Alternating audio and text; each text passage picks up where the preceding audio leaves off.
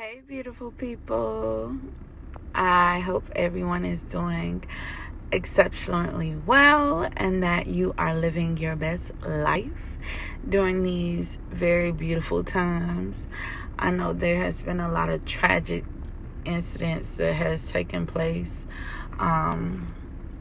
especially like if you've lost some family members due to I guess you can say it's the collision that took place in Surfside in Miami. My heart goes out to everyone who lost their family members during these times. Sending special prayers out to you guys. I have a few topics that I wanted to discuss with you guys. Actually, one topic in particular that I wanted to discuss with you in reference to relationships. So, when you think of relationships, a lot of times people think of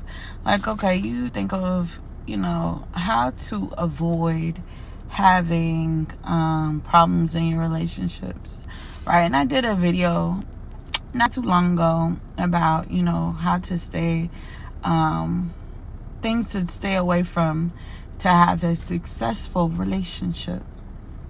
So I want to go.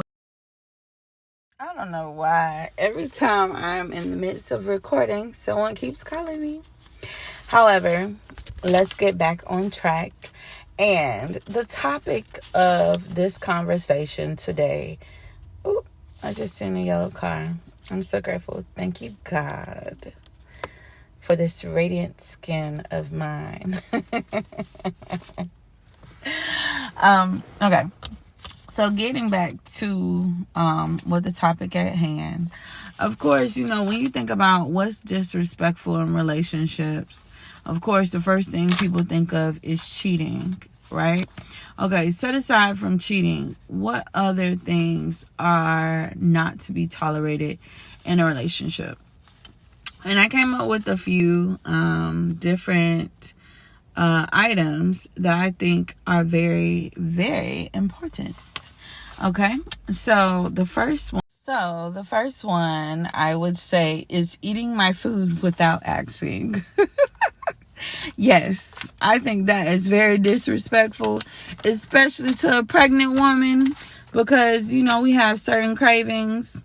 I mean, to anybody, man or woman, especially if you don't ask, and especially if that's the last of it, that is very disrespectful. Another thing is talking to exes, old flames, and anyone that is of the opposite sex that who you either had a crush on or has a crush on you, and your significant other doesn't know about it. I think that's very disrespectful, especially if the person knows about you. And of course, a lot of times what people fail to realize is those are the doors and the window of opportunity that should not be left open, because a lot of times when an old fling or an ex thinks that they have some wiggle room to get in, they'll use that, and it will cause problems within your relationship and strife. So definitely don't do that. Another thing is making plans and date meetups with the opposite sex. It depends. Now, mind you, if you're same sex, then you already know. If your partner has no clue about it, that is a no. We don't do that. Consistently spending time with everyone except for your significant other. Yes, you have to make time for your significant other, because they should be important. They should be important in your life. So you do not give anybody else room to think that they hold value other than your significant other. Your significant other should be up there in your top 5. Like God, or whomever you believe in, should be number 1. If you have kids, they should be up there as well. And your significant other and of course maybe your mom or your dad, whomever you might be closest to, all of them up there in the top 5. Of course, you know, when we say top 5, those are the most important people in your life, and then you have your top 10. Okay, then entertaining other people, which that goes back to talking to exes, old flings, and people you used to have crush on. When you entertain the opposite sex or the same sex, depending on your preference, that's a big no-no, especially if your significant other has no clue or no knowledge of that. Like that also leads into emotional cheating. Like a lot of times people feel like, oh, I'm just talking to them, or I'm just having a conversation via text, via phone. Listen, my ex told me this, and it's so funny that he actually said this because he was a big ass cheater.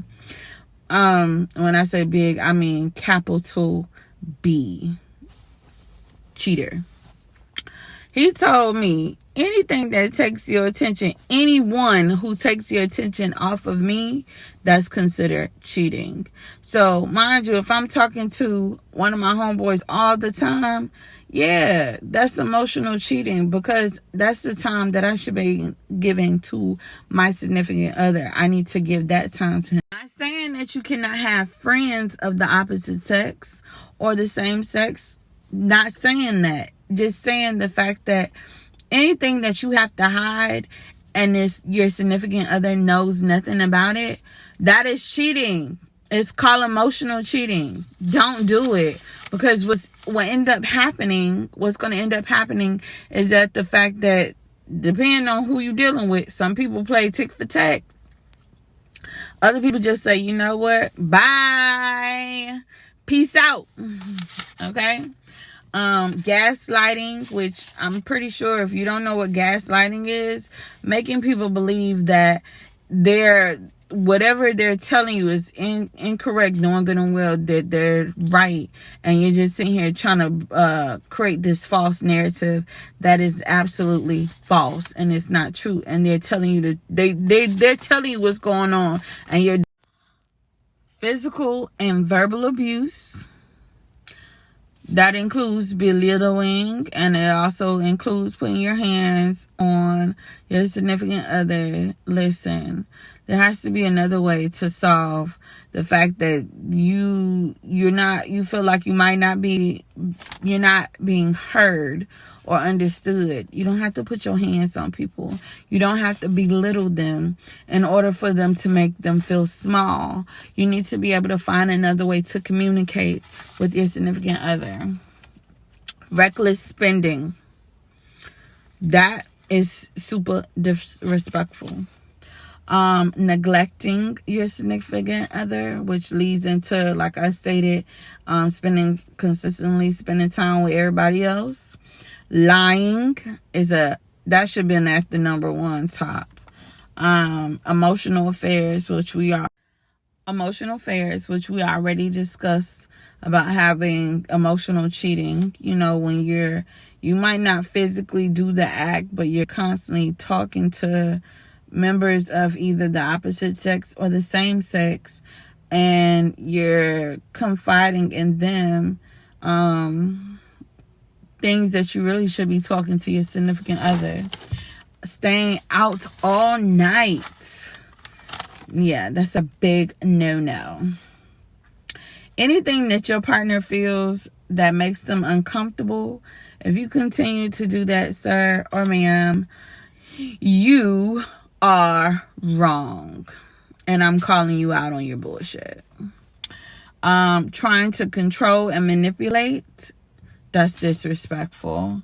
And then last but not least, discussing personal issues, whether it be on, like I said, discussing personal issues, whether it be online, social media, with family members, friends, or members of the opposite sex. You don't do that. Look, let me tell you something. What I've come to understand, if you have an issue with your partner, it's only maybe 3 people you could, 3, not even 3 people, maybe 3 different sources you need to go to. Number 1, a higher power. Well, whoever you believe in, God, source, Allah, Buddha, whomever, talk to them first. Counselors, someone who does not know your business, because they're going to give you, they're neutral in this whole state. And last, your significant other, because they're the only one who can fix whatever issue that you have going on. So, those are just some things. Oh, excuse me. Sorry, a little gassy. Those are just some things that I feel that are very key and important when you're dealing with not being disrespectful to your significant other. Of course, we said cheating is always number 1, but cheating is not always the main thing. A lot of times when we just don't know how to communicate and we're giving everyone else the time that we should be giving our significant other, that's when we have an issue. So let's try to do better, people. And I'm signing out. I'm sending you guys lots of love, peace, and prosperity to get you along your day. Have a great day, guys. Bye. And look, don't be out here doing the opposite, because then your ass gonna be in trouble. And then what? Then you're going to be crying like boo-boo the fool. And I already told you. I told you what you need not to do. So let's do other things. Let's find ways to keep our relationship spicy. And keep people out your business. Okay? All right, guys. I love you so much.